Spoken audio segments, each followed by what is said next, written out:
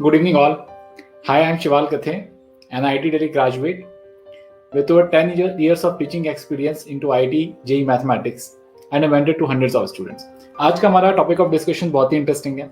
In fact ये series है जो मैंने स्टार्ट करी थी कुछ दिन पहले, जिसके अंदर हमने फर्स्ट पार्ट में डिस्कस किया था कि कैसे 4 अटेम्प्ट्स का यूज करना चाहिए. सेकंड पार्ट में गौरव सर आए, उन्होंने बताया बेसिकली कि स्टूडेंट अगर उसका सिलेबस कवरेज 25 to 30% के 50% के बीच में है तो एक्चुअली उसको कैसे प्रिपरेशन करनी चाहिए.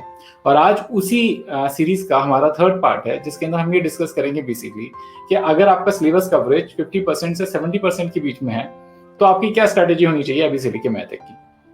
So let us start with the discussion. तो पहले तो समझने की जरूरत है बेसिकली कि जो भी आपकी प्रिपरेशन है उसके 4 पार्ट्स हैं, 4 पिलर्स ऑफ प्रिपरेशन हमें कहना चाहिए. The first is nothing but content, the second is nothing but practice, the third is nothing but revision and the fourth is nothing but mock test. तो इसका मतलब क्या है, एक एक करके इनके ऊपर थोड़ा थोड़ा डिस्कशन कर लेते हैं, बहुत ज्यादा नहीं करेंगे. बहुत ज्यादा फिर आगे हम जब इसके स्पेसिफिक्स में जाएंगे तो हम डिस्कस करेंगे. तो आप जब कोई भी चीज की प्रिपरेशन कर रहे होते हो तो फर्स्ट चीज तो कंटेंट है, जो भी हमारा सिलेबस कंटेंट है. मैंने 4 अटेम्प्ट में भी इस बात को समझाया था कि हमारा उस कंटेंट पे कितना कंट्रोल है. ये तो हमारी फर्स्ट चीज हो गई, ये तो हमारी बेसिक हो गई. सेकंड, हमारे पास जो कंटेंट है उसकी हम प्रैक्टिस कितनी करते हैं. मतलब कंटेंट तो है, हमने पढ़ा भी है, लेकिन हमें आता कितना है, ये उसका सेकंड पार्ट हो गया, जो कि और भी इंपॉर्टेंट पार्ट है. And third is the revision part, मतलब कि जो मैंने पढ़ा था मुझे याद कितना है. तो मैंने प्रैक्टिस भी करी, कंटेंट पढ़ा भी, लेकिन अब मुझे याद कितना है ना. और फोर्थ कि भाई याद तो ये मुझे लगता है, लेकिन एक्चुअली में सच्चाई क्या है, क्योंकि जब तक मैं अपने आप को टेस्टिंग सिचुएशंस में नहीं पुट करूंगा मुझे कभी नहीं पता पड़ेगा कि मुझे एक्चुअली कितना आता है as an human. So these are the 4 basic pillars of your preparation. अब मैक्सिमम लोग क्या प्रिपरेशन करेंगे जिनका 50 to 70% सिलेबस खत्म होगा, वो पहले ये कोशिश करेंगे. ये सब लोग करते हैं, ऐसी बात नहीं कि आप करोगे या मैं करूंगा या कोई और करेगा. सब लोगों की जनरल साइकोलॉजी यही होती है, they will try and finish the syllabus first. पहले वो कोशिश करेंगे मेरा सारा सिलेबस फिनिश हो जाए. जब हो जाए तो मैं एक एक चैप्टर के बैठ के आराम से रिविजन करूंगा. रिविजन करने के बाद जो भी मेरा पहला एग्जाम आएगा, अटेम्प्ट आएगा, जैसे फरवरी अटेम्प्ट आया, तो मैं क्या करूंगा, फरवरी अटेम्प्ट की आराम से बैठ के उसकी तैयारी करूंगा, उसको दूंगा. फिर उस टेस्ट के उसके बाद क्या होगा, फिर अगला जब मार्च अटेम्प्ट आएगा तो फिर मेरे पास 1 महीना होगा, वापस आराम से बैठ के उसके लिए प्रैक्टिस करूंगा और फिर मैं वाला अटेम्प्ट दूंगा. और ऐसे करके मेरे सारे अटेम्प्ट मई तक मैं सारे दूंगा. इन बिटवीन जो मेरे कोचिंग के अंदर जहाँ भी मैंने ज्वाइन कर रखा है, वहां पे जो भी मॉक टेस्ट हो रहे होंगे वो मॉक टेस्ट की सीरीज में अच्छे से दूंगा. ये लोगों का जनरल प्लान होता है. इनफैक्ट हर इंसान यही कर रहा होता है. और अल्टीमेटली इसमें दिक्कत क्या होती है, इतने सारे अटेम्प्ट देते देते अब बीच में ये तो आईटीजे के अटेम्प्ट्स हो गए, कुछ अटेम्प्ट्स बिट्स के भी आ जाएंगे, कुछ अटेम्प्ट्स आपकी सीईटी के भी आ जाएंगे, बोर्ड्स भी आ जाएगा अगर आप 12th स्टडी हो तो. इतने सारे हौच पौच के अंदर कई बार मैक्सिमम स्टूडेंट जो कि एग्जाम निकाल सकते थे वो निकाल नहीं पाते, क्योंकि they are not that focused कि अल्टीमेटली वो करना क्या चाहते. So this strategies everybody thinks कि ये वर्क करेगी, लेकिन ये किसी के लिए वर्कआउट नहीं करती. अब ये क्यों वर्कआउट नहीं करती, इसके रीजन के ऊपर देखते हैं. तो देखो, एथलेटिक्स में एक बहुत ही विजडम की बात है ना. क्या विजडम है, बेसिकली जब हम किसी एथलीट को ट्रेन कर रहे होते हैं, चाहे छोटे लेवल पे, चाहे बड़े लेवल पे, चाहे ओलंपिक्स के लिए, तो हमारी जो ट्रेनिंग होती है 3 फेजेस होते हैं. The first phase is to develop the stamina और एंड्योरेंस. इस फेज में हम क्या करते हैं, एथलीट को बोलते हैं भाई तू भाग, पहले अपना स्टेमिना खोल, है ना, अपनी स्ट्रेचिंग खोल, अपनी बॉडी की सारे पोटेंशियल को ओपन अप कर. लेकिन अभी टाइम की कोई रिस्ट्रिक्शन नहीं है, वो आराम से प्रैक्टिस कर सकता है, इजीली अपना एंड्योरेंस खोल सकता है. आगे जाके एक दौर आता है जो सेकंड फेज होता है, उसके अंदर उसको स्पीड और एंड्योरेंस दोनों पे वर्क करना पड़ता है. मतलब अब एंड्योरेंस तो इंपॉर्टेंट है ही, लेकिन उस एंड्योरेंस को एक सर्टेन टाइम पीरियड के अंदर, सर्टेन रिपीटेशंस के अंदर हम क्लिपिंग करने की कोशिश करते हैं. तो जैसे ही अब क्या हो गया, दोनों चीजों की इंपॉर्टेंस हो गई, स्पीड भी जरूरी है, एंड्योरेंस भी जरूरी है. And there will come a time जबकि रेस आने वाली होगी, इसके स्टार्टिंग का कुछ period, when only speed will be important. This is phase 3. क्योंकि अब एंड्योरेंस का कोई सेंस नहीं रह गया. आप एक रेस जो 100 मीटर की, उसमें 10 बार भाग सकते हो नहीं भाग सकता, अनइंपॉर्टेंट है. मुझे एक बार के अंदर बेस्ट टाइम प्रोड्यूस करना है, दैट इज द मोटिव. तो आपकी जो कोई भी तरह की प्रिपरेशन है, जो चीज स्पोर्ट्स के अंदर वैलिड है, ऑलमोस्ट हर जगह वैलिड है, आपकी हर जो भी प्रिपरेशन होती है उसके यही 3 पार्ट्स होते हैं. पहले आप एंड्योरेंस डेवलप करते हो, सेकंड पार्ट में आप स्पीड एंड्योरेंस डेवलप करते हो, थर्ड पार्ट में आप स्पीड डेवलप करते हो. तो अब एंड्योरेंस का समय तो जा चुका है कि ऑलरेडी हम दिसंबर के अंदर है. तो इस समय क्या इंपॉर्टेंट है, एक्चुअली में क्या किया जाना चाहिए था. तो इस पॉइंट ऑफ टाइम पर ये इंपॉर्टेंट नहीं है कि हम एंड्योरेंस डेवलप करें. एंड्योरेंस का मतलब हम बहुत लंबे समय तक एक ही चीज पढ़ रहे हैं या एक ही टॉपिक को लेके बैठे हुए हैं, घंटों तक प्रॉब्लम सॉल्व कर रहे हैं, ये इंपॉर्टेंट नहीं है. अभी क्या इंपॉर्टेंट है, अभी जो टाइम है वो एक्चुअली सेकंड फेज के अंदर हमें कहीं ना कहीं, और हमारे लिए स्पीड और एंड्योरेंस दोनों चीजें, मतलब हमें पढ़ना भी है. अगर आपका 50 to 70% सिलेबस खत्म है तो बचा हुआ सिलेबस भी कंप्लीट करना है हमको, क्योंकि हम सिलेबस छोड़ के नहीं जा सकते. आजकल जेईई का पेपर ही ऐसा बनता है कि उसमें लगभग हर टॉपिक का एक सवाल आ ही रहा होता है, तो आप सिलेबस छोड़ के नहीं आ सकते। अल्टीमेटली आपको क्या करना है, आपको सिलेबस भी खत्म करना है, एट द सेम टाइम आपको पेपर के अंदर स्पीड और एक्यूरेसी भी डेवलप करनी है। जो हमने 2 साल के अंदर पढ़ा है उनको हमको पेपर में निचोड़ना भी है, हमको ये सारी चीजें करनी है लिमिटेड अमाउंट ऑफ टाइम में करनी है। तो ऐसे के अंदर सबसे पहले तो आपके पास सबसे इंपॉर्टेंट जो चीज है इस पॉइंट ऑफ टाइम पे जो आपके पास है, वो आपके पास क्या होना चाहिए, टनल विजन होना चाहिए। What do we mean by tunnel vision? कि हम ये फिगर आउट कर पाए कि हम चाहते क्या है, मतलब इस पॉइंट ऑफ टाइम से आगे तक हम लाइफ में चाहते क्या है, क्या हम अभी से लेके आगे तक अकॉम्प्लिश करना चाहते हैं, क्या हमारे पास ये टनल विजन एग्जिस्ट करता है या नहीं करता। तो हमें एक गोल सेट करना चाहिए कि हम एक एग्जाम को कोई फिक्स करें। जैसे मैं अभी सोच सकता हूं अगर आपका 50 to 75% सिलेबस फिनिश्ड अप है, तो इधर यू कैन फिक्स 2 एग्जाम्स, या तो आप सोचो मेंस में अच्छे नंबर लेके आने हैं, या आप सोचो कि मुझे एडवांस का पेपर क्लियर करना है। ईदर ऑफ द वेज अगर आप दोनों भी चीजें फिक्स करो तो आपका एम यही होना चाहिए कि मैं मई तक जाके अपनी सारी चीजों को सेट कर लूं। क्योंकि देखो अल्टीमेटली आपके पास है तो बहुत सारे अटेम्प्ट, 4 अटेम्प्ट्स हैं, लेकिन most important attempt will be the May attempt. हमको देने सारे, मैंने उसके बाद पूरा एक सेपरेट लाइव किया था, उसके अंदर आपको बताया था हमें देने सारे अटेम्प्ट्स हैं, लेकिन अल्टीमेटली ये भी बहुत इंपॉर्टेंट है बेसिकली कि हम लोग मई अटेम्प्ट के ऊपर बहुत ज्यादा फोकस रखें और उसको दिमाग में रख के पढ़ाई करें, है ना। बाकी सारे अटेम्प्ट्स हम दें, जो प्रिपरेशन चल रही है उसी के अंदर दें। नेक्स्ट बहुत इंपॉर्टेंट पॉइंट है कि हम अपने दिन को, अब क्योंकि हमारे पास 4 पिलर्स हैं, चारों पिलर्स के लिए हम उसको 4 पार्ट्स के अंदर दिन को स्प्लिट कर दें, 4 चीजों के अंदर। तो मुझे क्या करना चाहिए बेसिकली, 4 मेरे पास से कौन कौन से पार्ट्स हैं, अब देखते हैं चारों पार्ट्स के ऊपर आते हैं और देखते हैं कि उन चारों पार्ट्स को हम किस तरह से यूज कर सकते हैं। तो the first part is nothing but revision. अब देखो एक वक्त था पहले का जब कंटेंट बहुत इंपॉर्टेंट था, जब मैं तुम्हें भी यही कहता कि देखो कंटेंट पे बहुत फोकस करो, है ना, कंटेंट ही बहुत इंपॉर्टेंट होता है स्टार्टिंग के अंदर। लेकिन अब मैं तुम्हें नहीं बोलूंगा, क्योंकि देखो अगर तुम 50 to 75% भी सिलेबस आराम से फिनिश ऑफ कर लेते हो और सिर्फ 50 to 75% पेपर में कन्वर्ट कर लेते हो तो योर वर्क इज डन, कोई इशू ही नहीं है, मतलब इजीली तुम निकाल सकते हो। 75% is a very good score, है ना, इधर इन मेंस और इन एडवांस, कोई प्रॉब्लम तो आएगी नहीं। तो ये बहुत इंपॉर्टेंट है कि आप रिटेन क्या कर पाए, है ना। ये थोड़ा सा कम है कि अगर मैं बचा हुआ 25% भी खत्म कर लूं, अगर मैं खत्म कर लूं तो अच्छी बात है, नहीं खत्म करूं तो 75% is more than enough to get me a very good rank.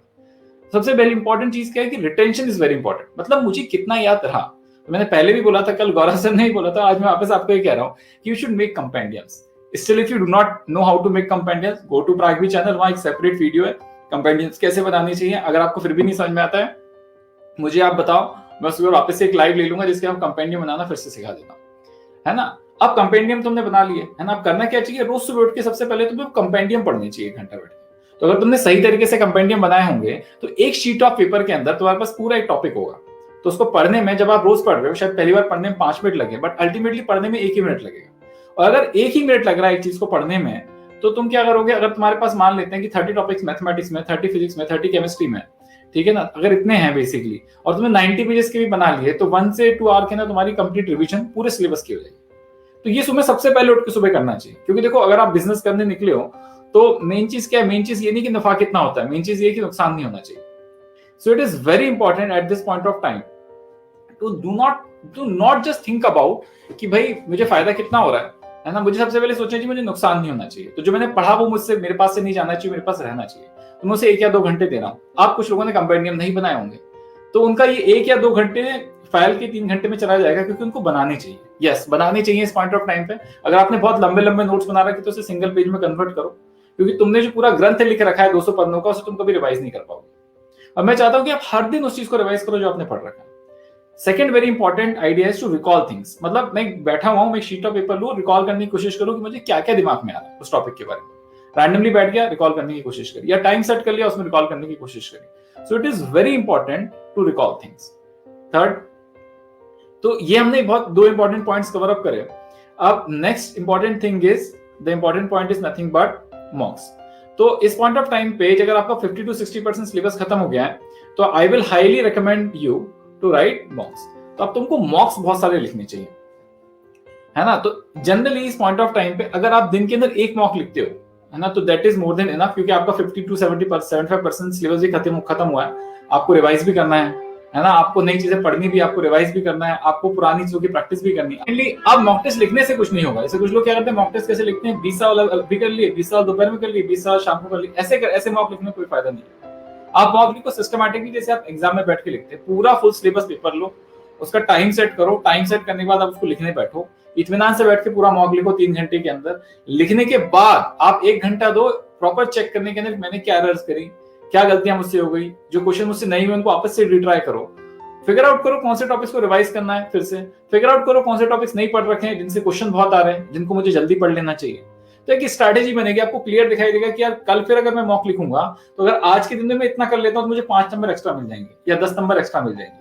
अब तुम हर दिन करते करते आज से लेके मई तक 2-2, 3-3, 4-4 नंबर, 5-5 नंबर ऐड करते चले जाओगे तो तुम्हारा स्कोर बहुत आ जाएगा, ठीक है ना, क्योंकि अभी तुम्हारे पास सफिशिएंट अमाउंट ऑफ टाइम है। लेकिन मैक्सिमम स्टूडेंट्स ऐसा नहीं सोचते, उनको ऐसा लगता है बस पढ़ लूंगा, है ना, इससे सिलेबस कर लूंगा, प्रैक्टिस कर लूंगा, उससे हो जाएगा। देखो उससे कुछ नहीं होने वाला, वो सभी लोग करते हैं और सभी की सेम ही सिचुएशन होती है at the end of the day, है ना। अब यहां से इस पूरी एक्टिविटी को करने के लिए हमें 3 से 4 आवर्स चाहिए। So next activity that I will suggest you, next activity तुम्हें क्या करनी चाहिए, next activity will be nothing but preparation. अब मैंने सुबह का टाइम दे दिया रिवीजन को, फिर मैंने टाइम दे दिया मॉक टेस्ट की प्रैक्टिस को। तो मैंने क्या किया, पुराने कंटेंट को तो सॉलिड कर लिया, मतलब मैंने 50% भी पढ़ रखा है तो मेरा 50% तो तैयार हो गया ना, है ना। अब मेरे को 50% के अंदर कोई इशू नहीं है। इस पॉइंट ऑफ टाइम पे मेरे साथ क्या किया, मैं धीरे धीरे करके जैसा मेरा वक्त आगे बढ़ते जाएगा मैं सैचुरेशन अचीव कर लूंगा। मतलब नाउ आई एम सैचुरेटेड कि जितना मैंने पढ़ा था उतना तो मेरे नंबर आ रहे हैं, लेकिन मैं और नंबर लाना चाहता हूं पेपर में। तो मैं 50% मार्क्स ही लाना चाहता, मैं मे बी 80-90% मार्क्स लाना चाहता हूं, तो मैं और सिलेबस खत्म करना चाहता हूं। तो नेक्स्ट आवर और next slot of the day should be given to practicing new content. अब मैं नया कंटेंट पढ़ूंगा, उस कंटेंट को मास्टर करने की कोशिश करूंगा, लेकिन मेरा साइकोलॉजी क्या है, मेरी टनल विजन वही है, मैं एक बार जिस टॉपिक को अब पढ़ूंगा उसको मैं इस तरह से पढ़ूंगा कि रिवाइज ना करना पड़े, क्योंकि उसकी फिर रिवीजन करना will become a one more task that I will never ever want to do. So ये एक बहुत इंपॉर्टेंट पार्ट है, ये टनल विजन रखते हुए आपको पढ़ाई करनी है। इस एक्टिविटी को अगेन आप 3 to 4 आवर्स दे सकते हो।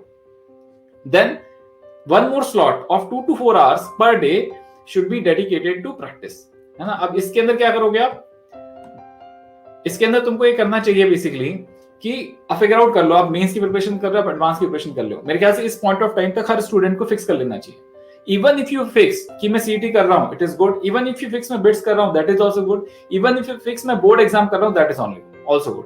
आप किसी भी फील्ड में एक्सेल करोगे, अच्छे मार्क्स लेके आओगे, अच्छी रैंक लेके आओगे, उससे आपके लाइफ में कुछ ना कुछ दरवाजे खुलेंगे। तो आपने जो भी फिक्स कर रखा है मेंस या एडवांस, आप उसको फिक्स कर लीजिए, है ना। और जो टॉपिक्स आपके ज्यादा फंस रहे थे मॉक लिखते समय, अब आप उसकी 2 से 4 घंटे बैठ के प्रैक्टिस करिए, है ना। अब क्या करोगे बेसिकली, कुछ टॉपिक्स तो ऐसे लगते होंगे यार रस्टेड है, मतलब उतना अच्छा मेरे से पेपर में ना एकदम बढ़िया तरीके से सवाल नहीं होते, है ना। उसके तुमने और क्वेश्चंस की और प्रैक्टिस करी। अब क्वेश्चंस कैसे चूज करने वो मैंने तुम्हें लास्ट में बताया था, लास्ट लाइव के अंदर बताया था। उसमें मैंने बताया था क्वेश्चंस वो चूज करने चाहिए, वैरायटी होनी चाहिए उसके अंदर, हमारे हिसाब के होने चाहिए, मतलब जो हमारा लेवल है उस लेवल से, है ना, जस्ट थोड़े से डिफिकल्ट लगे। ऐसे क्वेश्चंस ना चूज कर लो कि हम कर ही नहीं पाए, और ऐसे ना कर लो कि हम फटाफट करते चले जाए, क्योंकि ये पहले से हम कुछ सीख नहीं पाएंगे, दूसरे से भी हम कुछ नहीं सीख पाएंगे, ठीक है ना। तो आप ऐसे टॉपिक्स को चूज करो, उसकी बढ़िया तरीके से 2 से 4 घंटे देके प्रैक्टिस करो। अब इस पॉइंट ऑफ टाइम पे जाके तुम्हें रियलाइज हो रहा होगा, देखो कि तुम्हारी सारी की सारी प्रैक्टिस बैलेंस हो चुकी है। हमने चारों के चारों पिलर्स को निभा दिया है, ठीक है ना। हमने एक लॉन्ग टर्म टनल विजन भी बना लिया है, ठीक है ना। हमारे पास हर सब्जेक्ट से डील करने की स्ट्रैटेजीज में हमें एग्जैक्टली पता है कि हमको क्या पढ़ना है, और हमें ये भी पता पड़ रहा है कि हम जो पढ़ रहे हैं उससे हमें आउटपुट क्या मिल रहा है, and that output is important, है ना। एप्टीट्यूड इज इंपॉर्टेंट, क्योंकि ultimately that will add up and give you good results. So I hope this session of guiding you to how to plan your studies till May was very useful. अगर अब आप next category में पहुंच जाते हो तो उसके लिए आपको कल वापस लाइव आना पड़ेगा 8 o'clock, जिसके अंदर हम ये डिस्कस करेंगे कि अब आप मॉक दे रहे थे और आपका जो स्कोर है वो 50% अबव चला गया है, 50 to 70% के बीच में है, तो फिर आपके लिए क्या स्ट्रेटेजी है उस बैरियर को तोड़ने के लिए और उससे आगे जाने के लिए। So wait for that live session tomorrow.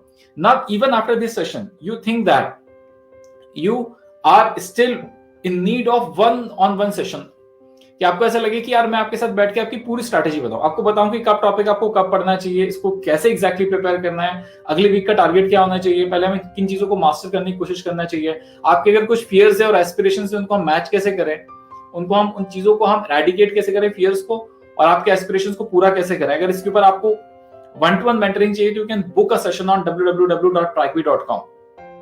या आपको ऐसा लगता है कि आपके कुछ सब्जेक्ट में डाउट्स हैं, then feel free to ask one-on-one doubts on the same web address www.trikvi.com. The first session is completely free for you, so you could get a feel कि आपको क्या होगा आपके सेशन के अंदर, क्या बताया जाएगा, क्या उसका इनपुट होगा, and whether it is useful for it or not. So there is zero risk in it.